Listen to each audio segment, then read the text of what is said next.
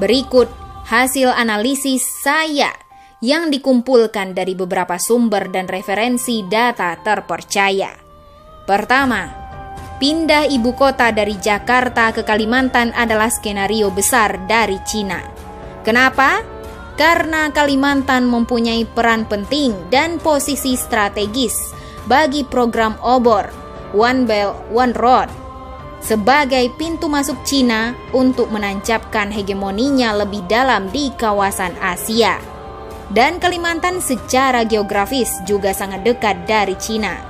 Dan juga secara demografis, komposisi warga keturunan Cina di Kalimantan cukup dominan dan kuat.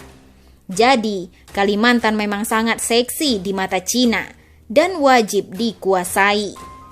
2. Sesama kita ketahui, ibu kota adalah center of gravity, sebuah negara. Di dalam peperangan militer, ibu kota adalah simbol penaklukan dari sebuah negara. Apabila ibu kota negara berhasil direbut dan ditaklukkan, berarti itu akan sama dengan keberhasilan menaklukkan dan menguasai negara. Kondisi Jakarta yang begitu padat dan mengakar secara geokultural dan geografis tentu akan sulit menembus dan menaklukkan Jakarta yang begitu besar dan sudah berurat berakar dikuasai banyak negara lainnya berdasarkan kepentingannya masing-masing. Disinilah cerdiknya Cina. Trauma akan lengsernya Ahok dan gagalnya proyek reklamasi Jakarta dan Meikarta menjadikan Cina mempercepat agenda pemindahan ibu kota Indonesia ke Kalimantan. Tujuannya apa? Kalau ibu kota dipindah, maka Jakarta akan lumpuh. Kekhususannya pun akan dipreteli dan dicabut. Semua kendali negara dipindahkan ke tempat ibu kota baru, yaitu di Kalimantan.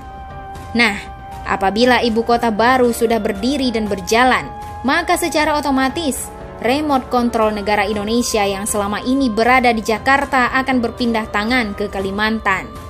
Dan ini sama artinya, semua kendali negara kita akan berpindah tangan ke Kalimantan. Secara paralel, seiring proses pembangunan ibu kota ini berjalan, Cina dengan mudah akan memobilisasi rakyatnya untuk masuk dan migrasi ke Kalimantan, agar kemudian menjadi mayoritas dan menguasai mutlak Kalimantan secara penuh, mulai dari fisik ekonomi, politik, dan komposisi jumlah penduduk seperti sejarah berdirinya Singapura dengan menyingkirkan pribumi Melayu.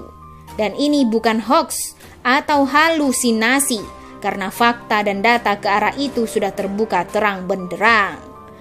3. Skenario peta jalan perpindahan ibu kota ini langsung terbaca oleh si adik kuasa Amerika bersama aliansinya. Kalau Kalimantan menjadi pintu masuk program obor Cina, maka Papua adalah pintu masuk program TPP, Trans-Pacific Partnership, Amerika dan aliansinya untuk membendung hegemoni Cina di Asia Pasifik. Papua sejak masa Perang Dunia Pertama dan Kedua pun sudah memiliki arti penting bagi Amerika. Bahkan juga secara kebijakan pertahanan, Amerika sudah menjalankan konsep US Indo-PACOM, yaitu membentuk border aliansi segitiga India, Australia, Jepang untuk menghadapi Cina. 4. Jadi, perpindahan ibu kota ke Kalimantan ini sangat berdampak besar bagi masa depan Indonesia di antara jepitan dua kekuatan besar raksasa dunia. Perpindahan ibu kota ke Kalimantan adalah simbol kemenangan Cina atas Amerika dalam merebut dan menguasai Indonesia. Kalau ibu kota pindah ke Kalimantan, yang notabene semua fasilitas, konsep, desain, biaya berasal dari Cina, maka Amerika bersama sekutunya akan gigit jari. Indonesia lepas dari kontrol dan hegemoni Amerika. Wajah Indonesia akan berganti menjadi Indo-Cina. Indonesia yang selama ini American Boy hanya tinggal sejarah dan cerita lama. So pasti dampak perpindahan ibu kota ke Kalimantan, semua yang terkait penguasaan atas tanah, bumi, air, birokrasi, sumber daya alam, aparatur, semua bergeser, serta juga pindah berada di bawah kendali ibu kota baru, Made in China. 5. Melihat skenario ini, Amerika langsung memainkan skenario tandingan rusuh Papua untuk memecah konsentrasi, menjegal rencana perpindahan ibu kota ke Kalimantan, atau juga akan memutilasi Papua dari Indonesia dengan ancaman Papua merdeka dan menjadi milik Amerika sebagai basis dan pintu masuk hegemoninya di kawasan Asia Pasifik. Karena pasti Amerika tidak akan rela ladang suburnya selama ini akan diambil alih Cina karena sumber kekayaan alam Papua yang melimpah, serta letak geografis Papua yang tepat berada di tengah kawasan yang menghubungkan Amerika dengan Asia Pasifik Australia. 6.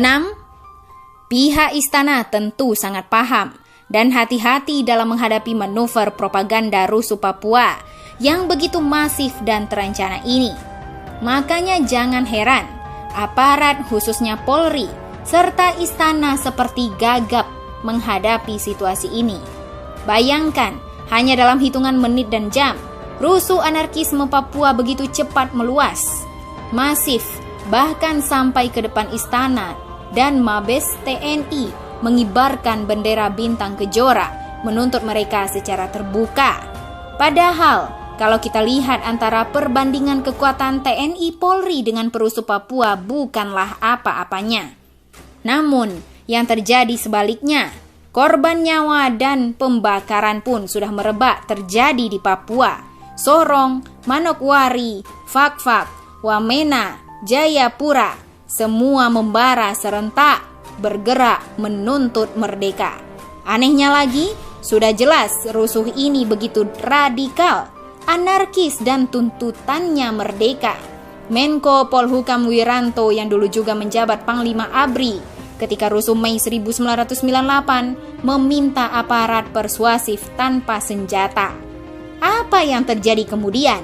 Aparat tak bersenjata menghadapi perusuh pakai senjata, ya habis dibantai dengan parang, panah, dan tombak. Jadi aneh juga kalau penanganan rusuh Papua rezim saat ini bagai putri malu alias macan jadi kucing. Sangat berbeda ketika menghadapi aksi 212 dan rusuh 21 hingga 23 Mei pada Pilpres yang lalu. Negara kelihatan begitu ganas, perkasa, malah semena-mena terhadap umat Islam yang datang membawa sajadah dan kopiah. Ketimpangan dan perbedaan ini terjadi karena negara pasti sudah tahu siapa aktor dan pemain di belakang rusuh Papua. Artinya, rusuh Papua tidak lebih bentuk perlawanan Amerika melalui proksi dan aliansinya di Papua terhadap manuver Cina yang mau pindahkan ibu kota ke Kalimantan. Cuma yang kita sayangkan adalah sikap pemerintah hari ini yang tidak jelas alias pengecut.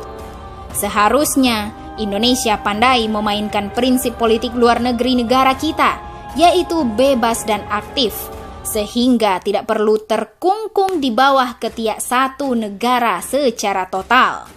Seharusnya Indonesia bisa memanfaatkan kondisi ini untuk menjadi peluang bargaining yang paling menguntungkan dari tarik-menarik dua raksasa dunia ini, bukan malah terjepit tak berdaya seperti sekarang ini.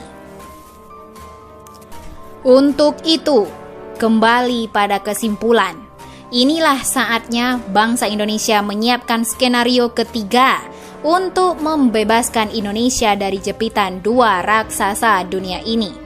Cukup rakyat yang jadi korban, negara diobok-obok, kita diadu domba. Indonesia harus bangkit dari kondisi keterjajahan ini. Mari rakyat Indonesia bersatu padu untuk mendesak pemerintah agar berani bertindak tegas, menumpas separatisme Papua dengan tuntas. Karena kalau tidak, rusuh Papua bisa menjadi pemicu utama dari disintegrasi bangsa. Selanjutnya, masyarakat juga mendesak agar presiden serta legislatif untuk membatalkan wacana pindah ibu kota ke Kalimantan.